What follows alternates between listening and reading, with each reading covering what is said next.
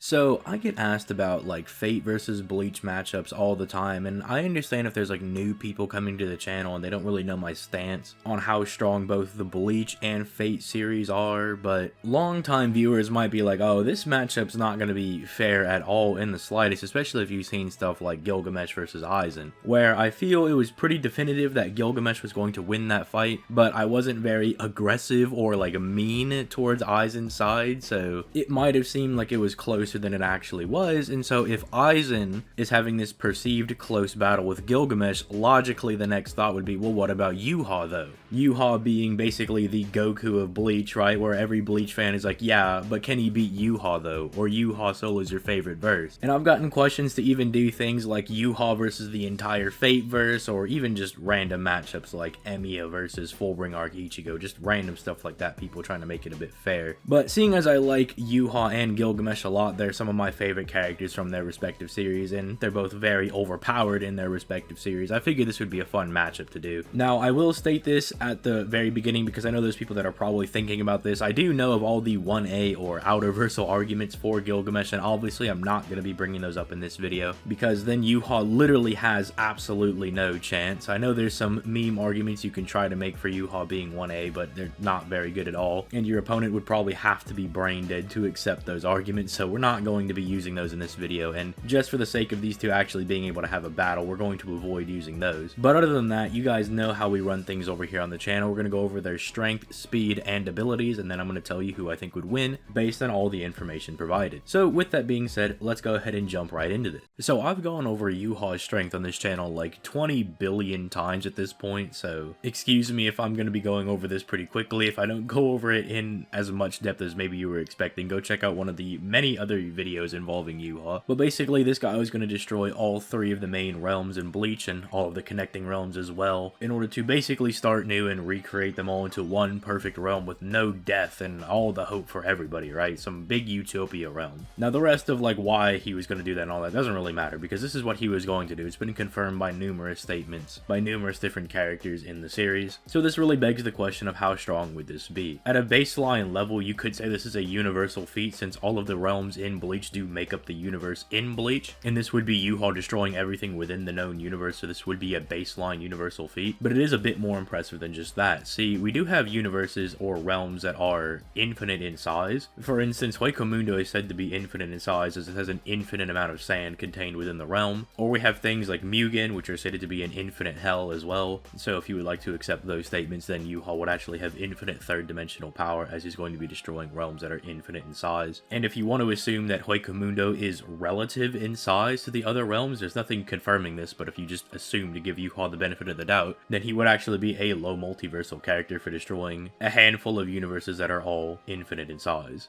Now, as for Gilgamesh and really just scaling in the Fate verse as a whole, we could get really weird and out there with all of the scaling, but I think I'll just keep it pretty simple by sticking to the Extella games and all of the extra stuff because that's a pretty easy way to scale the Fate verse that's not too wacky. So you have the Moon Cell that's able to perceive like an infinite amount of timelines and it's able to manipulate them, like at the end of Last Encore, just rewrites all of the timelines and everything. Pretty simple stuff. Even at a weaker level, like the Moon Cell is able to create like universal sized reality marbles, all that good stuff. And then we have characters like Safar who are a threat to the Moon Cell. They can threaten to destroy it, and characters like Nero, Tamamo, and Altera all are capable of beating Safar, and Gilgamesh obviously scales above them as he pretty much dookies on Altera in their first fight. And then even with the assist of the Master, Altera is like losing to Gilgamesh. He basically draws with her, and then after that, because Gilgamesh sees that Hakunen is on their side and Gilgamesh has big feelies for Hakunen, he's like, alright, I guess I'll help you out. But during the fight, he's even like, okay, go ahead, bring out like the big white Titan Safar, let me fight that thing, because right now you're literal fodder compared to me. And there's also an extra CCC when Gilgamesh unlocks his true power. He's capable of fighting Kiara, who also has like absorbed all the power of the Moon Cell. So it's pretty consistent for Gilgamesh to fight people of this caliber that scale to the Moon Cell itself. So he should be like an infinite multiversal character if the Moon Cell is able to oversee an infinite amount of timelines and manipulate them. Yhwach's speed, and I guess the speed of Bleach, is also something I've gone over a few times on this channel. Basically, they're going to be coming out to being like a few million times the speed of light based on the Mimehage scaling. I'll throw up the calc on the screen so you guys can like see it and, you know, look at it and observe it or whatever, right? But basically Ichigo travels down from the Soul Palace to the Soul Society for half a day, and he's moving at about the speed of light. Like, that's even a low ball, because we're basically saying that Ichigo's only as fast as like Soul Society arc Ichigo. But the reason this makes the Bleach characters so impressive is because the Mimehage and the Ashwaulan do that same feat in like 2 seconds. And you can imagine somebody moving at the speed of light for 12 hours is going to create quite the vast distance, and then for another character to then travel that distance in like 5 seconds makes them ultra impressive. Then there's other things you can do as well. Like, you can say that that's like baseline speed for a lot of the characters, like say Latato and all them that Ichigo can body in base, and then he has Bonkai and his like perfect holification on top of that. So they could be getting up from like, they could, like, baseline is like 2 million times the speed of light, right? They could be moving up to like 20 million, 100 million times the speed of light. It could get very ridiculous very quickly for them.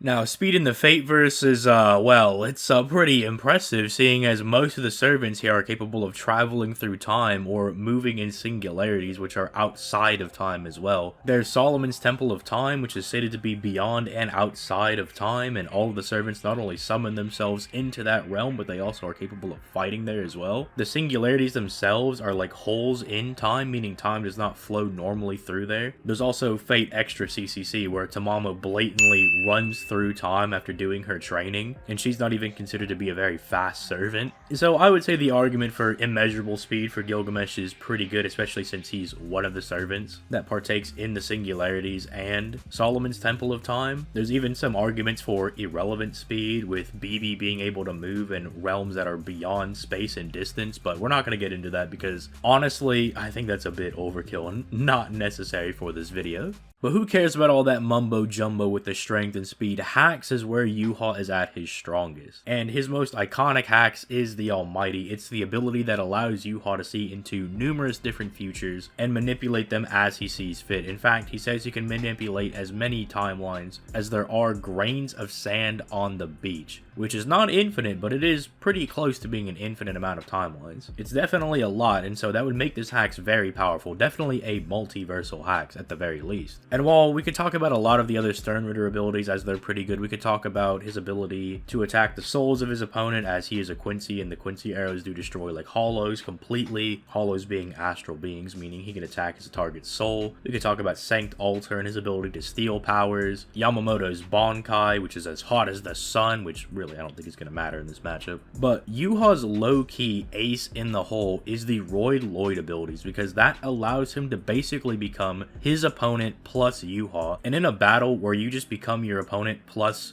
basically 1, you're going to win that fight 10 times out of 10. Say Yhwach fights Madara. Madara versus Madara plus Yhwach is pretty much a stomp in the Madara plus Yhwach favor, because you're fighting yourself plus someone else. And this is why Yhwach is low-key really broken, because he can become his opponent plus himself, and then the fight just becomes unmanageable at that point, because not only does he copy all of their abilities, their appearance, but he has their memories as well. So it's not like he has all their powers but he doesn't know how to use them. He knows how to use them as well as his opponent, and he thinks the same way they do with all their memories and everything. So even if they try to come up with some new technique like say Byakuya did against Tsukushima, that's not going to work, because he thinks exactly like they do as well. But then he also has his own mind on top of that, plus his other abilities that he could combo with his opponent's abilities as well. And that is why Yhwach is low-key really broken, and why the Roid Lloyd abilities are so damn good. Now, Gilgamesh, in my opinion, is actually the opposite of Yhwach, because while he does have a lot of these really powerful noble phantasms that give him all these different abilities, like say Ea, which renders all of creation back to the void, which is really strong, or the alleged shield that he has that can block swallow reversal, a technique that goes beyond the concepts of space and time, or things like Harpy that negate immortality. While all of that is really good and all, I think it's Gilgamesh's abilities as a base servant, right? Just the base abilities that servants have in the verse that make him so powerful, especially in this matchup, because servants are able to fight these things called the demon god pillars, and they are stated to be conceptual beings, and all servants can fight them basically to varying degrees of success, but they're still able to fight them, and the higher tier servants are able to take out numerous of them and kill them completely, meaning that servants have the ability to kill conceptual beings and are able to attack their opponents on that level, which is pretty powerful, because the only thing really higher than conceptual conceptual erasure is going to be narrative erasure, where you just delete them from the story entirely. And this is really powerful because it basically imbues all of a servant's attacks with those conceptual erasure properties, because they use those to kill the demon god pillar. So Gilgamesh fires a weapon at somebody who's capable of killing a demon god pillar and they can't block it. Well, there you go. Now Gilgamesh has that conceptual erasure as well. There's other ways to argue this as well, as in FGO specifically, there is so much conceptual erasure thrown around where it's like, oh, this person is the concept of this, or this person's sword is the concept of this, and it's thrown around left and right. So if there was some specific servant that you were thinking of where it's like, oh, I think Artoria with the concept of the planet with Excaliburs, I think that's how I would scale him to having conceptual erasure, then be my guest. But just know you have a lot of options to pick from, and I just find this to be the best one because so many servants fight the demon god pillars and it's just easy to scale it to them. So, if it wasn't pretty obvious already, Gilgamesh is going to be turning Yhwach, the Almighty Father, into a little femboy twink in this battle. Because not only is Gilgamesh vastly stronger than Yhwach, being like more than infinitely stronger than him with his even lower end showings, he is more than infinitely faster than Yhwach, so before Yhwach can even think to make a move, Gilgamesh will have had an infinite amount of time to make all of the moves he could possibly make. On top of that, Yhwach has no way to regenerate his concept, and even if we did want to stand the idea that maybe Yhwach did have conceptual regen, he wouldn't be able to regenerate at the higher level that Gilgamesh is at. So Gilgamesh throws a sword at Yhwach and just, erases him conceptually. GG, like it's over. Didn't think I'd have to be that mean in this battle, but seeing as the Eisen when people still thought this was even plausible or even in the realm of possibility, needed to be a bit meaner in this battle. And I wanted to also prove the people wrong that said that like, oh, Gilgamesh would only win because he has 8D scaling or he has 1A scaling. It's like, no, we can use like the lower end 5D scaling and just kind of slap Yhwach around a little bit with Gilgamesh. And for anyone saying they're like, well, but Yhwach could transform into... No, he can't transform into Gilgamesh. One, never seen Yhwach transform into a higher dimensional being. We've never seen him transform into someone stronger than he is. Two, Yhwach's never going to have the time to do that because, again, immeasurable speed versus any quantifiable amount of speed. You got to remember that it goes quantifiable amount of speed,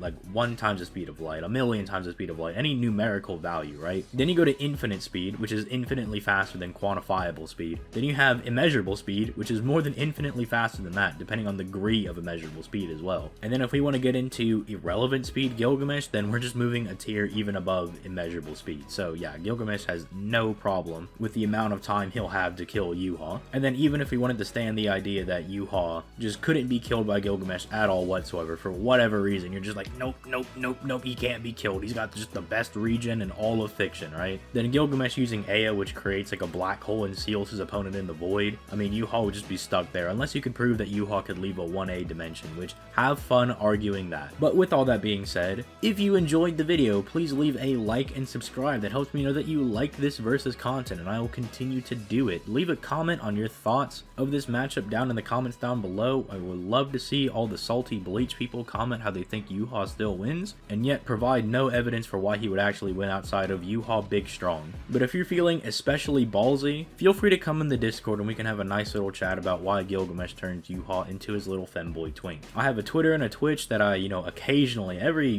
blue moon will go stream on, so feel free to give those a follow. But with all that being said, I'm gonna go ahead and get out of here. You guys have yourselves a nice day, drink your water, do all that good stuff, wear your mask when you go to Walmart to pick up your hot wings, and I'm gone. Peace, late guys.